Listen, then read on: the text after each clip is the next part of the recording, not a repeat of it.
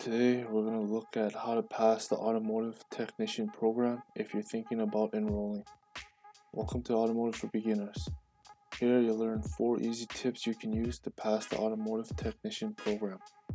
Now the course may differ depending on which province or state you live in, but in a general sense it'll apply to everyone in North America. This is also not apprenticeship, which is entirely different. In apprenticeship, your employer has to sign you up for apprenticeship. Here, we're just talking about taking a technical training program that'll help you land a job. Once you get a job, you can apply for apprenticeship down the road. So let's get started. Tip number 1 to pass the technician program is you've got to prepare and do things ahead of time, even before starting the program. Whether that's learning a few things on your own or bringing extra material with you to school, being prepared will win you 50% of the battles. This program is fast-paced and you don't want to fall behind at any point trying to catch up. I've seen people fall behind on a few occasions, but we'll get to that a little later. But in the course I took, you could pass 5 units and still fail by failing just 1 unit, and you wouldn't receive your certificate at the end. So being prepared will take you a long way before starting this program, and you won't lose all the tuition money you just spent to get in.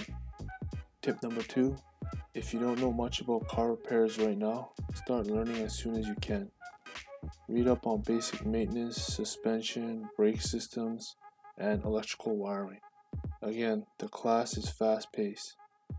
Trying to learn everything from scratch will cause you to fall behind in these types of classes. Stay ahead of the game by watching videos on YouTube about car repairs and try to digest as much information as you can. You'll have to write exams on these topics, so learning everything you can before taking the course will boost your chances of success. Tip number 3. Get ready to find a shop to do your practicum.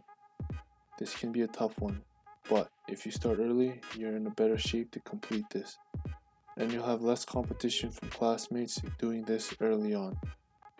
So how do you prepare for the practicum? Before you enroll in the technician training program, make sure to call an automotive shop, whether it's a dealer, franchise, or independent shop, and let them know you're planning on taking the automotive technician program soon.